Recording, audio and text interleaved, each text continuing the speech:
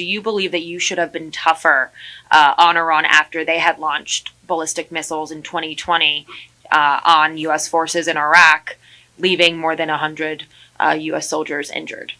So, first of all, injured. What does injured mean? Injured means you mean because they had a headache. During a press conference in Milwaukee yesterday, Donald Trump made a comment so dishonest and despicable about U.S. soldiers that in a saner world, that would be the end of his political career, particularly in the Republican Party.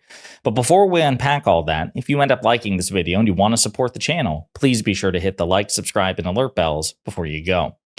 All right, friends, we have a couple of clips to play in this video. With all that went on yesterday with the vice presidential debate, this kind of got lost in the minutia, but it's actually pretty shocking and disgusting and staggering in terms of what Donald Trump feels that he is able to say to the media without any sort of repercussion. So obviously, as we're discussing this, there are a lot of tensions going on in the Middle East and now escalating hostilities between Israel and Iran. And in the context of that, Donald Trump was asked a question about his own record as president with Iran in the Middle East. And his answer was just shockingly callous and dishonest. And again, given that the Republican Party has framed itself as the pro-military, pro-soldier party, in a saner world, this would be the end, the absolute end of Donald Trump's political career.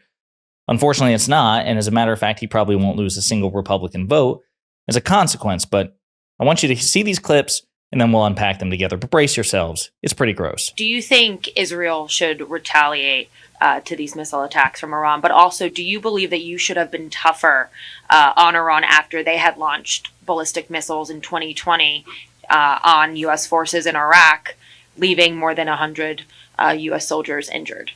So, first of all, injured. What does injured mean? Injured means you mean because they had a headache, because the bombs never hit the fort.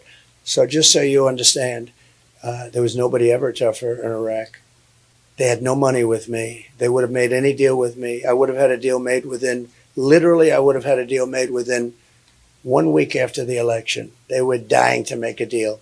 And when you say not tough, they had no money. They had no money for Hamas. They had no money for Hezbollah. And when we hit them, they hit us. And they called us. And they said, we're going to shoot at your fort, but we're not going to hit it. And if you were a truthful reporter, which you're not, you would tell the following: none of those very accurate missiles hit our fort. They all hit outside. And there was nobody hurt other than the sound. It was loud. And some people said that hurt, and I accept that. Well, it doesn't sound like you accept it, and we'll get into the fact checks there, but the headaches, just to really put this in context, the headaches that he's talking about were traumatic brain injuries for more than 100 U.S. soldiers as a consequence of an Iranian attack on Donald Trump's watch when he was president of the United States. We're going to play this other clip and again get into the fact checks. And of the 18 rockets that were launched, 6 of them self-destructed, 12 of them approximately, 12 of them arrived. And when they arrived, very accurate rockets, missiles. And when they arrived, they missed the fort. But they had to do that, and I thought it was a very nice thing because they didn't want us to retaliate again. But I was the one that started that. So again, we'll get into the fact checks. Pretty gross stuff, but actually it made Donald Trump's insensitive comments made an appearance at last night's vice presidential debate. I'll probably play that clip after we go into the fact check, but Rolling Stone gets into it. Trump mocks 100 U.S. troops injured in Iran on his watch. They had a headache. Trump once again showed his disdain for the U.S. military and its personnel during a campaign event in Milwaukee, Wisconsin. When taking questions from reporters during the event, a journalist asked Trump if he thought Israel should retaliate against Iran's October 1st missile attacks against the nation. The reporter also asked if Trump believed he should have been, quote, tougher on Iran during his presidency after they launched ballistic missiles in 2020 on U.S. forces in Iraq, which left more than 100 U.S. soldiers injured. And I should also say, too, that when Trump answered, he said Iraq instead of Iran, when he clearly meant Iran. The Republican candidate bristled at the idea of taking accountability for the tragic event and instead mocked U.S. troops. Quote, what does injured mean? Injured means, you mean because I had a headache? Because the bombs never hit the fort. So getting down to it, let's scroll down a little bit. In 2020, the Defense Department confirmed that 109 U.S. service members were diagnosed with traumatic brain injuries after Iran attacked the Ain al-Assad air base in Iraq. At the time, Trump appeared to dismiss the severity of the injuries and said, quote, "I heard they had headaches and a couple of other things, but I would say, and I can report, it's not very serious." Donald Trump, who famously does not have a medical degree. Trump's remarks on Tuesday follow his long history of insulting the U.S. military. In August, Trump drew backlash from veterans groups when he said the Presidential Medal of Freedom is better than the Congressional Medal of Honor because the former doesn't involve sacrifice. The 2024 candidate later doubled down on those comments. We did a video about that. Later that month, when visiting Arlington National Cemetery, Trump treated the burial grounds as a political campaign opportunity, despite federal laws expressly barring such behavior. Trump and his campaign staff received widespread criticism, quote, verbal and physical altercation that reportedly took place. I think it meant for, quote, verbal and physical altercation that reportedly took place during a wreath-laying ceremony when Trump staffers tried to enter an area reserved for recently deceased service members.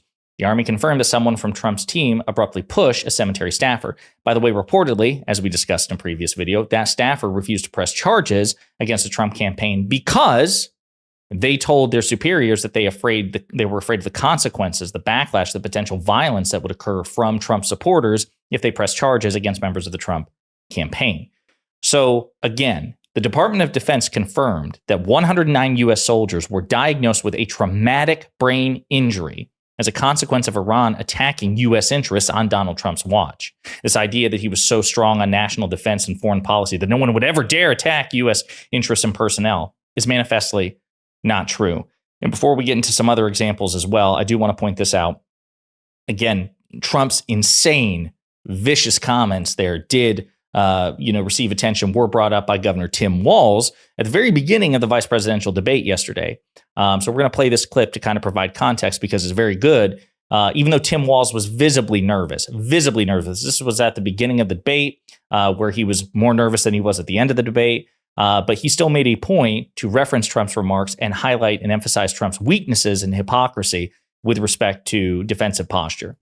Thank you, Senator. Governor Walz, do you care to respond to any of the allegations? Well, look, Donald Trump was in office. We'll sometimes hear a revisionist history, but when Donald Trump was in office, it was Donald Trump who we had a coalition of nations that had boxed Iran's nuclear program in, the inability to advance it.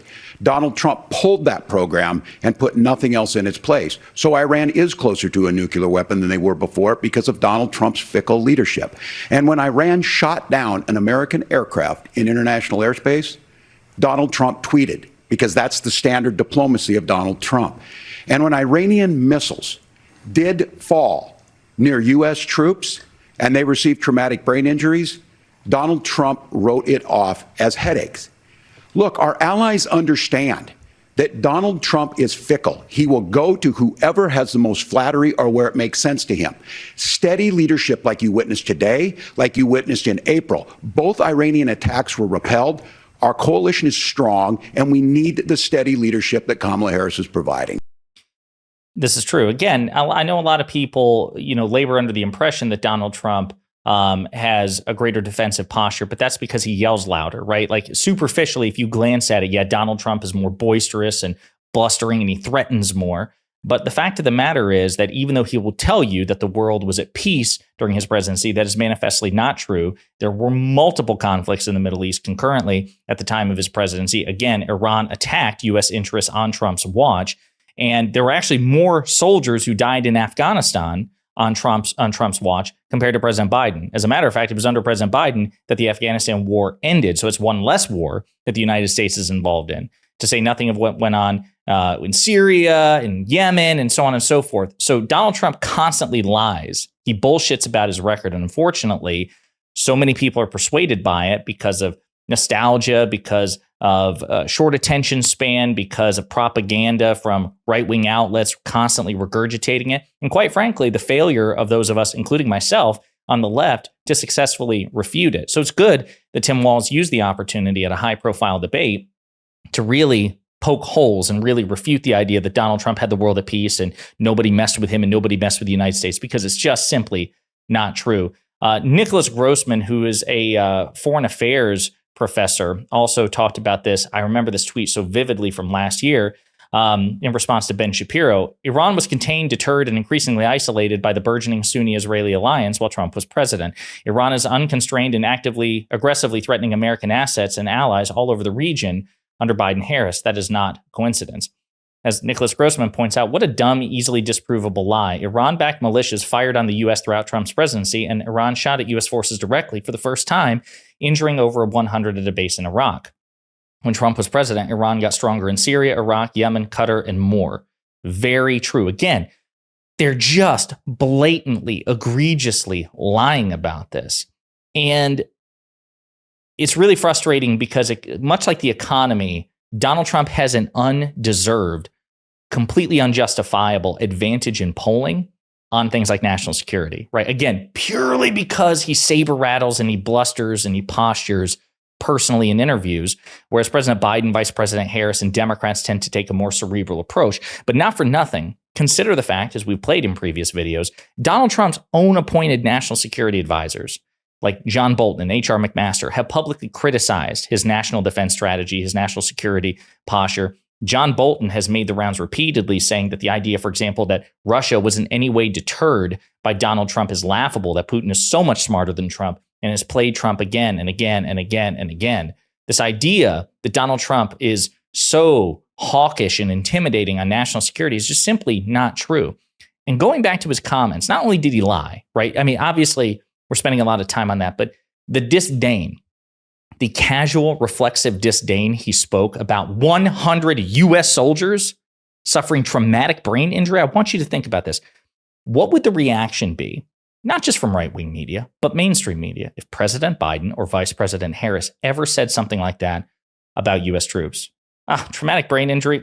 Sounds like headaches to me. Yeah, they'll get over it. Imagine. But what do? We grade Donald Trump on a curve. We have all contributed to it, myself included, to one extent or another. And in generations to come, they will look back on our generations with disdain, the fact that we did not hold that man to the same damn standard we would hold anybody else. Donald Trump is objectively the worst in terms of intellect and morality and ethics, the worst politician in American history, objectively inferior to any Democrat who has ever lived. And we can't lose sight of that. And in a saner world with a saner electorate, that comment alone would be the end of his political career. That would have been the end of his political career 10 years ago if any other Republican had said it. But again, we grade Trump on a curve. Very despicable stuff. In the meantime, let me know what you think in the comments.